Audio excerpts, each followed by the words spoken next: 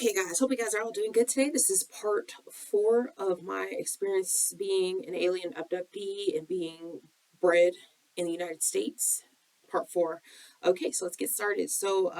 This stalking me and hacking me, the beginning of a lot of that. Started to notice these cars following me. They were big black trucks.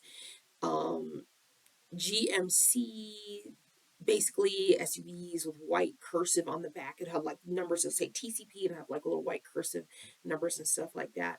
My mom tried to say those are limousine service vehicles, but they are not. They really are not. These were government cars sent by somebody to track and harass me. Everywhere I now went, these cars were staked out or following me from the front or behind. I also noticed cars with Texas plates. I didn't know whether it's Trump that's involved in putting this hit on me or who's involved putting this hit on me is what I really could not like understand. I didn't know what was going on. I didn't know if it had to do with this election or what why was I being stalked like this? I had no idea, but I was being followed from the front or behind. I noticed, like I said, the cars with Texas plates.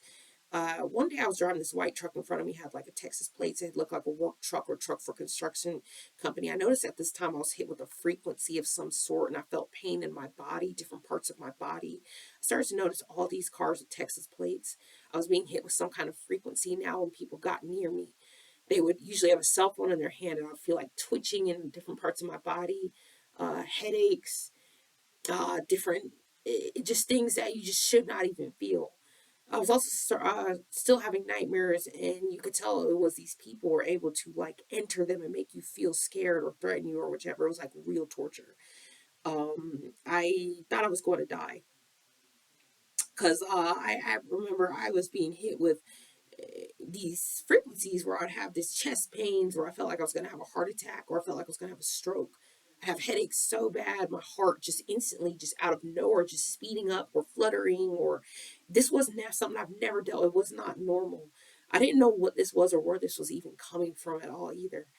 I started losing hair. I was dealing with like more hostile behaviors from complete strangers. I started to deal with situations where employees at companies or restaurants would like charge me twice, or they would look at me wrong. I had my food poisoned so many times, so many times. Um, I would have stuff stolen from me, and I just wouldn't be able to even get it back. Like it would make it where it's like, wow, I remember like, people would look at me and just look at me with like disgust or like say even remarks covertly or even sly that were so evil. I actually was called fat by many people, which I couldn't even understand because I was actually normal size and no longer obese. And once I lost weight was when they really started calling me fat, and they started doing that again recently. Once I lost weight again, after they had worked to basically do all they've done to me, which going to my story of me getting locked up, which is going into the story in when we get to the future of the story because it's a lot here. But yeah, so basically, I the crazy thing is, I the minute I lost weight, all these strangers and trolls, it's so weird. Like one guy had told me like, oh, like had asked me how much I weighed, like, and then I said, oh, 190 pounds. He's like, oh, that's fat, like basically, like you're fat, like so, like weird, weird. So at this point, I was in the hospital now due to pains that I didn't know where they were coming from. They were burning my kidneys. They at some point used some kind of technology to make me have severe accidents, like almost really hurt myself or drop things. They also used some kind of technology, magic to blind me, and actually felt myself going blind for a short amount of time. I realized that God was stopping them from being able to blind me and to kill me and all the stuff that they were doing with these like energy weapons. My mother, every day I felt like I was going to die in my mother's house. She was a part of this. She was a big part of this technology being used on me. She one day was in the back room and I noticed this camera installed into the ceiling and had a light brown box. It was like a beige box at the top of the ceiling now. She was smiling and trying to like take my attention off of it. Like she got really like, just really like kind of like look at me, like kind of like in this back room. I'm kind of like, it's weird. I knew she was involved at this point. Now I really knew. I remember beginning hearing these loud clicks in the windows and the walls, and I remember like for the window there was a little the beige thing connects to this camera and to whatever connected. It was part of the back door. Part of I guess is also for security. My mom wanted like to protect stuff, but I believe that this was more than that, that my mother's actually using this to torture me. So I remember hearing like tapping in the walls, uh quickly like ripping sounds, tapping. I remember trying to sleep and the whole bed would vibrate and I would just feel the worst pain in my stomach, in my whole body. Sleep would not come to me no matter how hard I tried. I could take a sedative, I could take Seroquel, and I could not sleep from whatever electronic devices, frequencies were used upon me. Um, it's all like you close your eyes and there's no way to get into REM, into any sleep at all. They'd have a way to use this technology to keep your eyes actually glued open, is what they have used to me. So I knew something was being done to me through electronic means. I had electricity. Actually, I left one day, the garage one day, and I had electricity static. My clothes, I could actually see electric charges on them. I was getting headaches all of the time, sweating so much, feeling like my whole body was being burned. I woke up in the middle of the night, like it was like my body was heated to 100 degrees and I was suddenly woken, and I knew that this was not, I didn't even understand how this was being done, but I suspected they were rerouting the energy from the telephone wire above the house to attack me. And next door, there was an empty house being used. It used to be actually a trap house, is what it was, I guess. Like, because we never lived in the hood before, we just moved there and they remodeled it.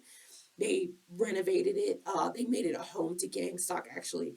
And what they had begun is they made it every single day. It was like a hotel being used for illegals, like foreign families. These would be people from China, Korea, the Middle East. I've seen people in like fancy Arabian like garb or some kind of something like weird. And it was very clear to me that this group had money and they had a lot of money to be able to set all this stuff up around me and go everywhere I go and stalk me. Our neighborhood was black when we first got there, and my mother hated blacks even though she claims to be black. She always said the worst things about black people and taught my sister to too. She chose to transmute all the way from our Hyde Park neighborhood now to put my sister in Santa Monica schools like she did us. And this house was further from Culver City. That's like a 2 hour commute, 2, 3 hours. So now she had to wake up at 5 a.m. every morning, making her even more unstable because she already didn't barely sleep. She would keep me up until 12 o'clock in the middle of the night. She'd keep me up till 1 a.m. every night because the TV was like in this back room connected to whatever room. She wouldn't let me have my own room so I could just have peace. So she loved doing everything, she could do to basically disrupt my sleep and try to drive me crazy. So she also was, poisoning me, poisoning my food, all that kind of stuff covertly. Because I would notice my water tasting soapy, like dishwater or something put in my water.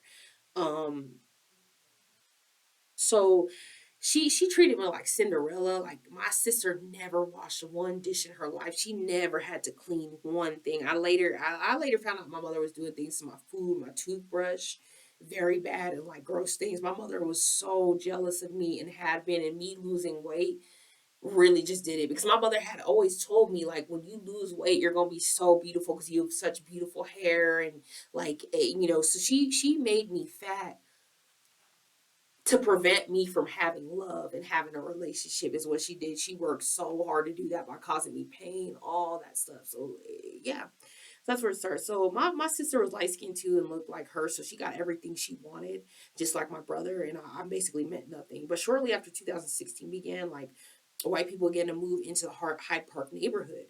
My mother said they no longer want to drive from Santa Clarita from the office and we're moving over here. So she said it was called gentrification or whatever, something, and everything was fine the way it was before. Like California is extremely segregated and whites do not live in the hood. There are a few that do, but generally it's very segregated. They do not do labor jobs of any kind.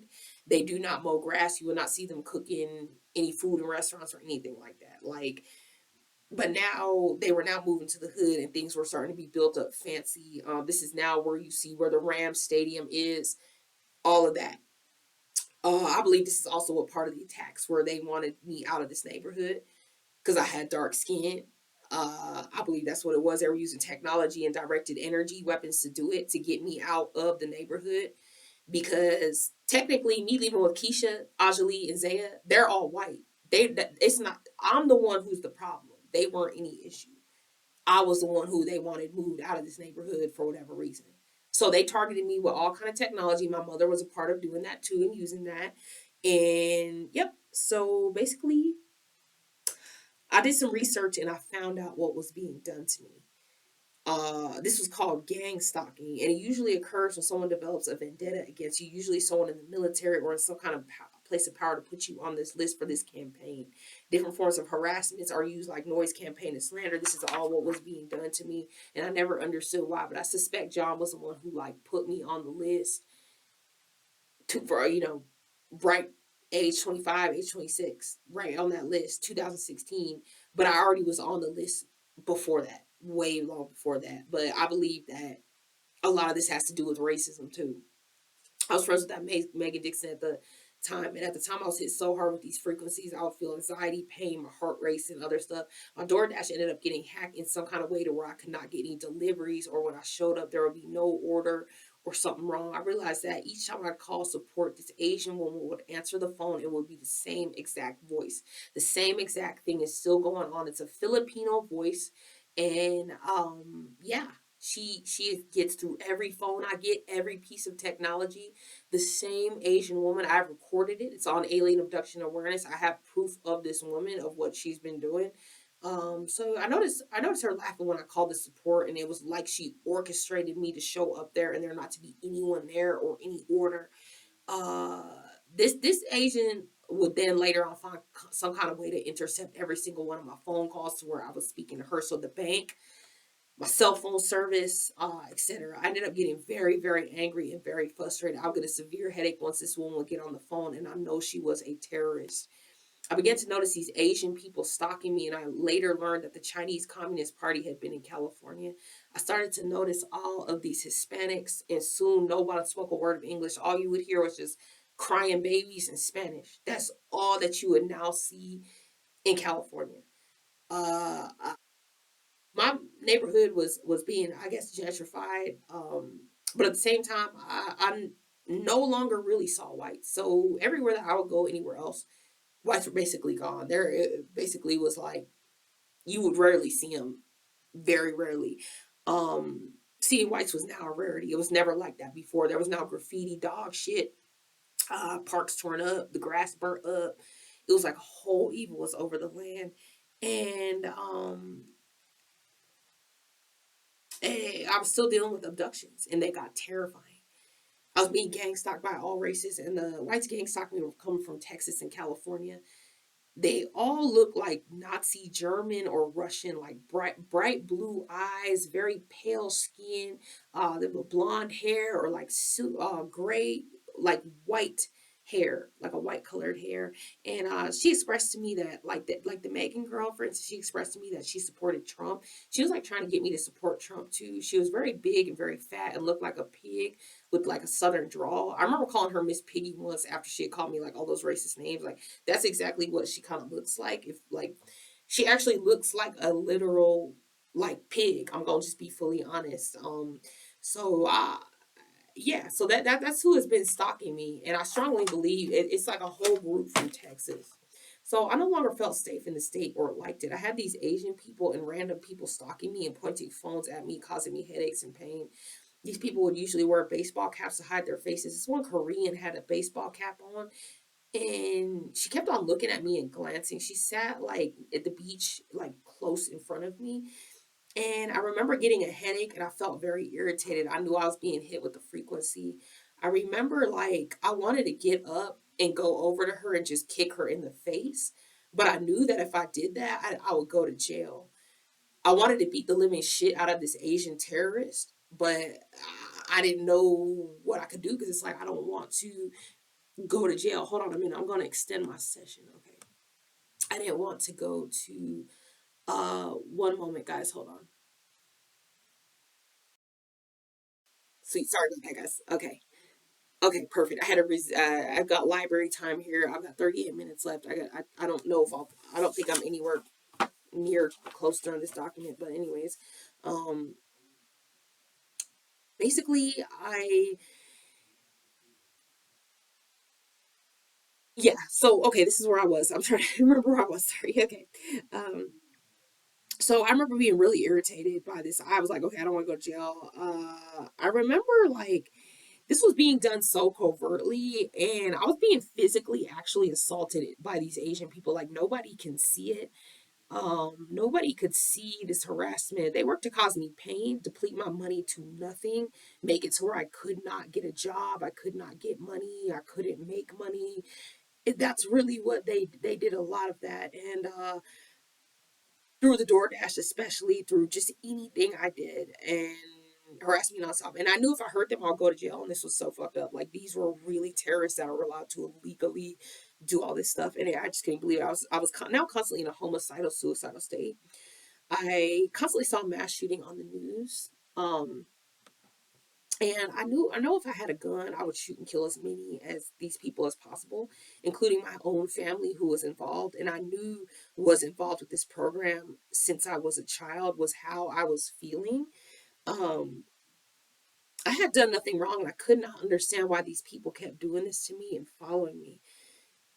I did see a bunch of very racist things on the news occurring of my race being attacked, hunted, killed by police. I started to notice police following me around when I'd done nothing wrong. I'd never committed any crime in my life.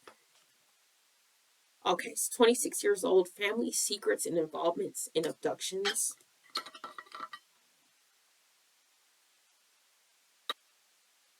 I always wanted to leave my mother's house, but I couldn't figure out how to. She never taught us how to get our own place or pay bills. She was extremely selfish, just like my grandmother, who still had her son living with her at 40, my uncle Cree.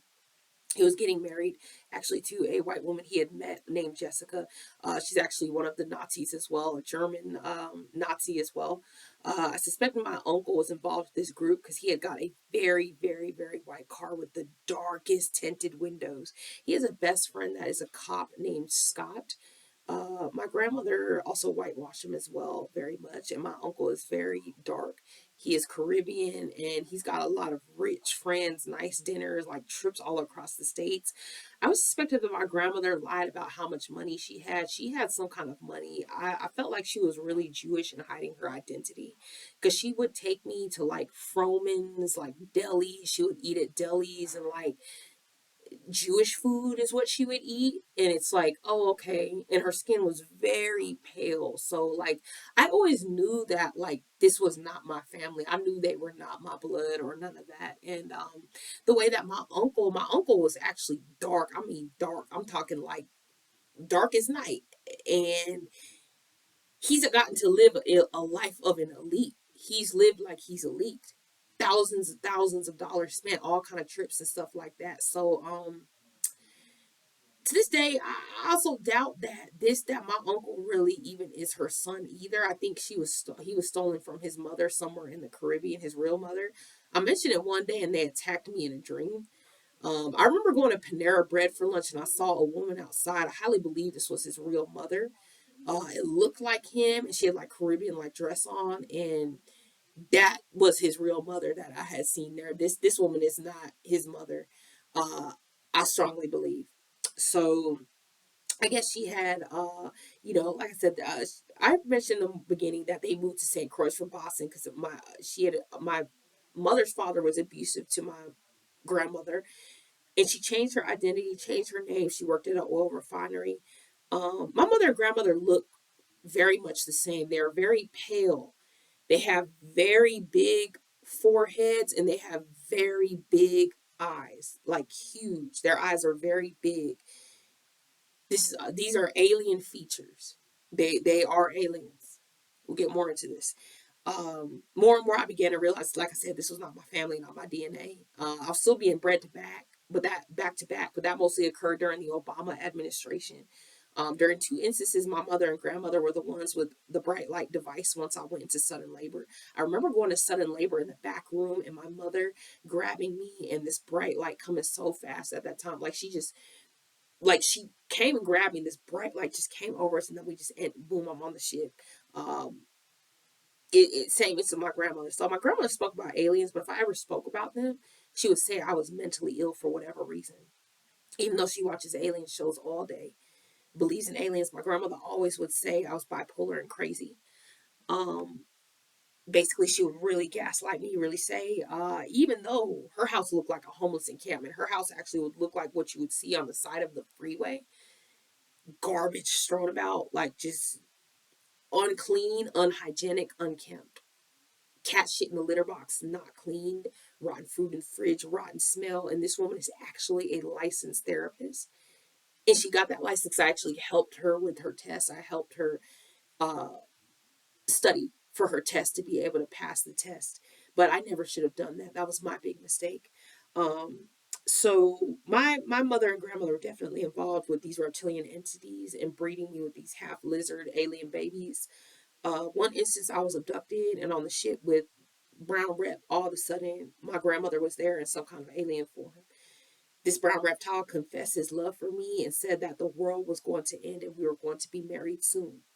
I remember these alien beings gathered, and we were like in this hallway on the ship with all the, a lot of the specialized equipment. The hallway had like a silver, the ground would be silver, and it's like the way the ship goes, it's like it tunnels around, so curves around. So it's basically we're just kind of in this hallway kind of thing, or whatever. Next thing I know, um, these aliens they all have these very dark eyes. It's all the eyes are fully black. There's no white, no pupils, no none of that. Some of them also have an eye that one eye will just go to the side, but it's a regular like human eye, and their eyes just go sideways or they go different ways. Um, Usually that'll be on the ship where it's like a half human alien. So the half human alien hybrids would have a. Sorry. Someone has the room booked at 11:30. You're good to like finish the video, wrap it up. He's gonna Sweet. just Oh, okay. What time did you say? 11:30. Yeah. Okay, I'm done now. Yeah, I'll come out now. Sure? Sweet. Yeah, that's perfect. No need Thank to you so rush much. Okay, thank you. Oh, I have a question. Sorry. Actually, is there somewhere that I'm gonna pause this? So that so I'm just gonna finish this paragraph. It's only gonna take me 1 second though, but yeah, basically that is what it is. She was in some these they started one of these two of the aliens were carrying this necklace together. It looked like a prettiest necklace, but it was like black stones or something, and it looked not bad, but they were putting it around my neck, and like the brown reptile was saying we were now engaged. I did not want to be with this alien. It was like this alien did not understand I was not going to be with him ever, but I didn't say a word. Later on in her real life, my grandmother brought me this necklace. I didn't realize at this time this was the same necklace from what I thought was in the dream, but yes, this was. It was large, these dark black stones, and it was honestly kind of ugly in person. But this was the brown reptile's engagement ring to me. I later realized what it was and threw it away. I remembered the abduction. My grandmother and grandmother my mother and grandmother liked to gaslight me a lot. They would always say I was paranoid, crazy. They would laugh. They would never had my back, and I would always take someone else's side over mine. I knew they were not my family or my blood; they were my enemy. But I was closer to my grandmother than my mother because she was nice to me. I could talk to her a lot more, talk to her at lunch, go out to lunch. We go once a week or something. And but once I began my weight loss journey, we didn't really anymore, and I think that upset her because that's when my DoorDash began getting hacked.